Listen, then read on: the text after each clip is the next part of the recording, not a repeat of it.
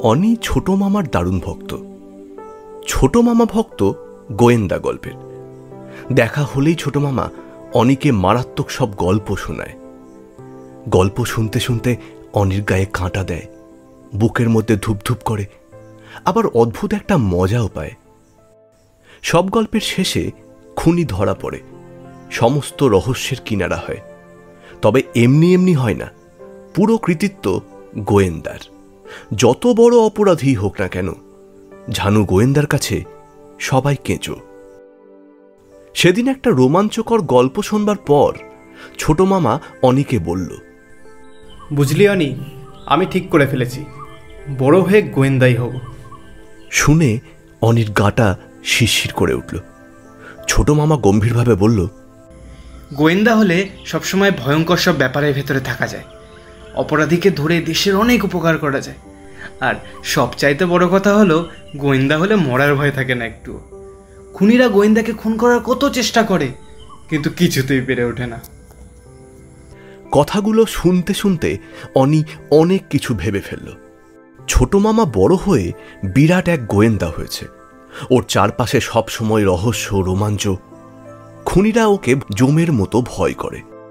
কিন্তু প্রত্যেক বড় গোয়েন্দারই তো একজন করে অ্যাসিস্ট্যান্ট থাকে। ছোট মামার অ্যাসিস্ট্যান্ট কে হবে? অনি একটু আদুরে গলায় বলল, ছোট মামা, আমাকে তোমার অ্যাসিস্ট্যান্ট করে নাও। ছোট মামা অনির কথা হেসে উড়িয়ে দিয়ে বলল, গোয়েন্দার অ্যাসিস্ট্যান্ট হওয়া কি অত সোজা? অ্যাসিস্ট্যান্টকেও অনেকখানি গোয়েন্দা হতে হয়।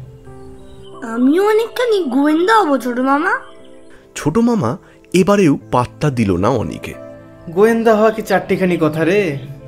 একজন ভালো গোয়েন্দা হতে গেলে অনেক গুণ থাকা দরকার। প্রথমেই দরকার প্রচণ্ড বুদ্ধির। তোর আছে? উত্তরে অনি করুণ মুখ করে তাকিয়ে থাকলো মামার দিকে। একটু থেমে ছোট মামা আবার বলতে শুরু করলো, শুধু বুদ্ধি থাকলেই হবে না, অসম্ভব গায়ের জোর থাকা দরকার। জুজুৎসু আর বক্সিংয়ের চ্যাম্পিয়ন হতে হবে। পিস্তলে হাত এমন পাকা করতে হবে যেন একটা গুলিও না ফসকে যায়। ফরেন্সিক পরীক্ষার সমস্ত খুঁটিনাটি জানতে হবে। জানতে হবে কাকে বলে মাইক্রোফিল্মস, কাকে বলে আল্ট্রাভায়োলেট রে, কাকে বলে অটোপসি। ডিকম্পোজ বডি শনাক্ত করার কৌশল শিখতে হবে। সেসব অনেক কঠিন কাজ। পারবি? অনির মুখ এবার কাঁদো কাঁদো হয়ে উঠল। তাই দেখে ছোট মামার একটু দয়া হলো। বলল, ঠিক আছে, চেষ্টা করে দেখ। তবে খাটতে হবে খুব। স্কুলে যেমন করে শেখায় ঠিক সেইভাবে আমি তোকে শেখাবো। মন দিয়ে শিখবি তো? অনির মুখটা এবার বেশ হাসি হাসি হয়ে উঠেছে। ও মাথাটা একপাশে অনেকখানি কাত করে বলল, হ্যাঁ। ছোট মামা মুখটা ঠিক বড়দের মতো করে বলল, শোন, আজকে তোকে ফার্স্ট লেসন দিচ্ছি। তোর প্রথম কাজই হবে পাওয়ার অফ অবজারভেশন বাড়ানো। সেটা আবার কি? অবজারভেশন হলো পর্যবেক্ষণ। পর্যবেক্ষণের বাংলা কি? দূর বোকা, পর্যবেক্ষণ তো বাংলা শব্দই। আসলে তোকে দেখার চোখ তৈরি করতে হবে। কবিতায় আছে না, যেখানেই দেখিবে ছাই ওরাইয়া দেখো তাই, পাইলেও পাইতে পারো অমূল্য রতন। আমার মনে হয় কথাটা আসলে গোয়েন্দাদেরকে উদ্দেশ্য করেই বলা। অনেক সময় একটু ছাই থেকেই আস্ত একটা রহস্যের কিনারা হয়ে যায়। তুই এবার থেকে ছোটোখাটো সব কিছু খুঁটিয়ে লক্ষ্য করবি। ফাইন্ডিং মানে ওই সব থেকে যা পাবি আমাকে রিপোর্ট করবি। ব্যাস, আজকের পরে এই পর্যন্তই। ছোট মামা চলে যাবার পর থেকেই অনি চোখ বড় বড় করে চারদিকে তাকাতে লাগলো, কিন্তু নতুন কিছু চোখে পড়ল না ওর। পড়ল পরদিন সকালেই। ঘুম থেকে উঠে ঘর থেকে বেরিয়ে দেখল বারান্দার এক কোণে লালচে রঙের খুব সরু একটা ফিতে পড়ে আছে। ফিতে থেকে চোখ সরে যাবার মুখেই ছোট মামার উপদেশটা মনে পড়ে গেল অনির। দেখার চোখ তৈরি করতে হবে অনি। ছোটখাটো সবকিছু দেখতে হবে খুঁটিয়ে খুঁটিয়ে। তারপর তারপর তারপর অনি সরু ফিতেটা হাতে তুলে নিল। কোত্থেকে এলো এটা? একটু মাথা খাটাতেই ধরতে পারল মিষ্টির প্যাকেটে এই ধরনের ফিতে বাঁধা থাকে, কিন্তু মিষ্টির প্যাকেট বাঁধার ফিতে বারান্দায় এলো কিভাবে? তবে আজ 7-10 দিনের মধ্যে মিষ্টির প্যাকেট তো এ বাড়িতে ঢোকেনি। তাহলে কি এই ফিতেটা আরো আগে আনা করে মিষ্টির প্যাকেটের গায়ে জড়ানো ছিল? হতে পারে। ফিতেটা হয়তো অনেকদিন পড়েছিল খাটের তলায়। আজ সকালে ঘর ঝাঁট দেওয়ার সঙ্গে সঙ্গে বেরিয়ে এসেছে বারান্দায়। কিন্তু খাটের তলায় পড়ে থাকলে ফিতের গায়ে ধুলো কিংবা সামান্য ঝুলকালি জড়িয়ে যেত। কিন্তু তা তো হয়নি, দিব্যি চকচকে ফিতে। এ ফিতে নির্ঘাত আজকালের মধ্যে এ বাড়িতে এসেছে। এমনি এমনি অবশ্য আসেনি, এসেছে মিষ্টির প্যাকেটের গা জড়িয়ে। অনি চমকে উঠল। একে কি বলে ফাইন্ডিং? সামান্য এক টুকরো ফিতে থেকে এক এক করে কত কিছু জানা যাচ্ছে। আরো ভালোভাবে দেখলে হয়তো আরও জানা যাবে। একটা ম্যাগনিফাইং গ্লাস থাকলে বেশ হতো। গোয়েন্দারা এই ধরনের ছোটখাটো সূত্র ম্যাগনিফাইং গ্লাস দিয়েই তো পরীক্ষা করে থাকে। অনিদের বাড়িতে অবশ্য ম্যাগনিফাইং গ্লাস নেই, কিন্তু সেই সমস্যা মেটালো বাবার বই পড়ার চশমা। এই চশমায় ছোট জিনিস বড় দেখায়। অনি বাবার চশমাটা পকেটে নিয়ে চলে গেল কোণের ঘরে। চশমার কাচ ফিতের উপর ধরতেই সরু ফিতে বেশ চওড়া হয়ে গেল। কিন্তু খালি চোখে ও যা দেখেছিল তার বাইরে আর কিছু দেখতে পেল না। ফিতের ওপর দূরে দূরে কয়েকটা ইংরেজি হরফ ছাপানো। বেশ কিছুক্ষণ পরীক্ষা চালাবার পর অনি হতাশ হয়ে চশমাটা নামিয়ে রাখার মুখে দেখল একটা হরফ কেমন যেন জড়িয়ে আছে। সেটা সমান করতে গিয়ে দেখল ফিতের ওই জায়গাটা কড়কড়ে। কড়কড়ে কেন? নিশ্চয়ই এটা মিষ্টির রস। তার মানে এই ফিতেটা যে প্যাকেটে বাঁধা ছিল সেই প্যাকেটে রসের মিষ্টি এসেছে। অনি আবিষ্কারের উত্তেজনায় উঠে দাঁড়ালো। এবার মিষ্টির প্যাকেটটা খুঁজে বার করতে হবে। কাল রাতে অনি খুব তাড়াতাড়ি ঘুমিয়ে পড়েছিল। বাবা বাড়ি ফিরেছেন তারপরে। বাবা নিশ্চয়ই সঙ্গে করে মিষ্টির প্যাকেট এনেছিলেন। নিশ্চিন্তে অনুসন্ধান চালানোটা বেশ কঠিন কাজ। মা, ছোট বোন তিতলি আর কাজের লোক এঘর ওঘর ঘুরে বেড়াচ্ছে, কিন্তু হাল ছাড়লে চলবে না। ফাঁক বুঝে অনি প্রথমে ফ্রিজ খুলল। ফ্রিজে আর সব আছে, শুধু মিষ্টির প্যাকেটটা নেই।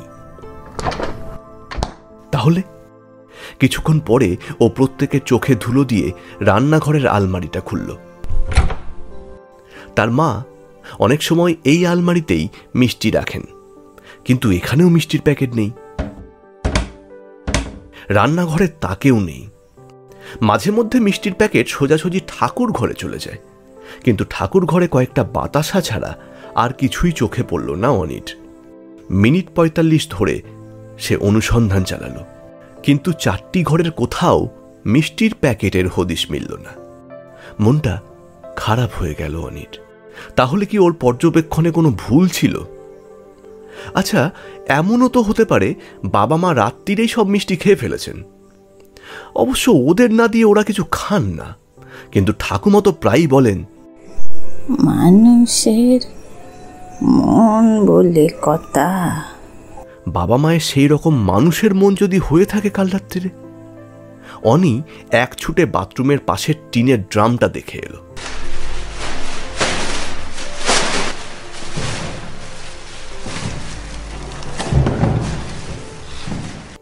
ড্রামে আবর্জনা ফেলা হয়, কিন্তু আবর্জনার মধ্যে কোথাও মিষ্টির প্যাকেটটা চোখে পড়ল না। এবার শোবার ঘরের একটা চেয়ারের উপর বসে পুরো ব্যাপারটা আবার গোড়া থেকে ভাবতে শুরু করলো অনি। নিশ্চয়ই কোথাও একটা ভুল হয়ে গেছে, নাকি মূল সূত্রেই গোলমাল। এমনও তো হতে পারে অন্য কোনো বাড়ি থেকে কাকের মুখে ফিতেটা এসেছে এই বাড়ির বারান্দায়। আরও কি যেন একটা ভাবতে যাচ্ছিল অনি। এমন সময় ওর চোখে পড়ল একটা পিঁপড়ের শাড়ি মেঝে থেকে দেয়াল বেয়ে স্টিলের আলমারির মাথায় উঠে যাচ্ছে। খুবই সাধারণ দৃশ্য, কিন্তু ছোট মামার উপদেশ ওর মনে পড়ে গেল আবার। যতই তুচ্ছ জিনিস হোক না কেন, কোনো কিছুতেই তুচ্ছ তাচ্ছিল্য করতে নেই। সত্যি তো, পিঁপড়েগুলো আলমারির মাথায় উঠছে কেন? ওখানে কি কোনো খাবার দাবার আছে? কি খাবার? পিঁপড়েরা মিষ্টি খেতে ভালোবাসে, ওর বুকের ভেতরটা ধক করে উঠল। মিষ্টির প্যাকেট কি আলমারির মাথায়? অনি চেয়ারটা টেনে নিয়ে গেল আলমারির কাছে। কিন্তু নিচু চেয়ারের উপর দাঁড়িয়ে 6.5 ফুট আলমারির মাথায় ওর হাত পৌঁছল না। চেয়ারের ওপর একটা ছোট্ট জলচৌকি এনে বসালো অনি, কিন্তু তাতেও কাজ হলো না। তখন জলচৌকির ওপরে একটা গুঁড়ো দুধের টিন বসালো। টিনের ওপর খুব সাবধানে পা রেখে দাঁড়ালো সে। ওই তো মিষ্টির প্যাকেট। রহস্য সমাধানের উত্তেজনায় প্যাকেটটা খামচে ধরল অনি। সঙ্গে সঙ্গে পাটা পিছলে গেল ওর। চেয়ার, জলচৌকি, দুধের টিন আর অনি একসঙ্গে বিরাট শব্দে আছড়ে পড়ল মেঝের উপর। হাতে ধরা মিষ্টির প্যাকেট থেকে সবকটা চমচম ছড়িয়ে পড়ল চারদিকে। মেঝে থেকে ওঠার আগেই ওই ঘরে ছুটে এলো অনির মা, বাবা, তিতলি আর কাজের লোক। তার পরের ঘটনা খুব করুণ। অনির কান দুটো খুব শক্ত বলে কিছুতেই মায়ের হাতে উঠে এলো না। সময় মতো কায়দা করে সরে গিয়েছিল বলে ওর পিঠটা ভাঙল না, তবে পিঠের উপর মায়ের 5 আঙুলের ছাপ পড়ে গেল স্পষ্ট। মা চেঁচাতে চেঁচাতে বলতে লাগলেন, হতচ্ছাড়া ছেলে, তোর জন্য কি একটা জিনিসও তুলে রাখা যাবে না? সবকিছু তো না চাইতেই পাস, তাও চুরি করা? হ্যাংলা কোথাকার। কানের জ্বলুনি আর পিঠের ব্যথায় অনির চোখ দিয়ে জল গড়িয়ে পড়ছিল টপ টপ করে। কিন্তু হ্যাংলা শব্দটা কানে যেতেই ওর আত্মসম্মানে লাগলো। অনি কান্না জড়ানো গলায় বলল, আমি চুরি করিনি, আমি অবজারভেশন করছিলাম। ওর হঠাৎ মনে হলো ও নীল ড্রাগনদের খপ্পরে পড়ে গেছে। ঘরের মধ্যে মা, বাবা আর তিতলির বদলে দাঁড়িয়ে আছে নীল মুখোশ পরা দস্যুরা।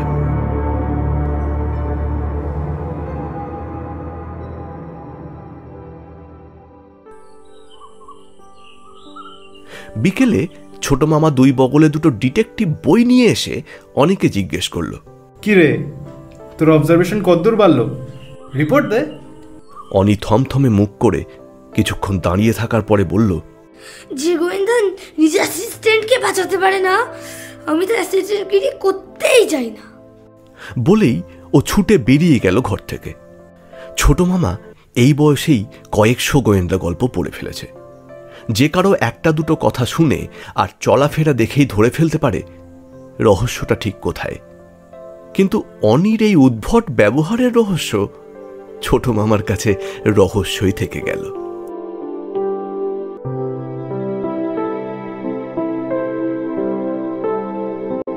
এতক্ষণ আপনারা শুনলেন শেখর বসুর গোয়েন্দার চোখ। আরো ভালো ভালো গল্প পেতে লাইক, শেয়ার এবং সাবস্ক্রাইব করুন আমাদের official YouTube channel down mystery lane. আজকের গল্পের সূত্রধার এবং কথকের চরিত্রে আমি মনতোষ বিশ্বাস, অনির চরিত্রে ঋষভ বিশ্বাস, অনির মায়ের চরিত্রে সুমনা কুণ্ডু, ছোট মামার চরিত্রে সন্দীপন বিশ্বাস এবং অনির ঠাকুমার চরিত্রে সুমনা বিশ্বাস। সম্পাদনা তমাল কুণ্ডু এবং পোস্টার ডিজাইন প্রতাপ কুমার বিষয়।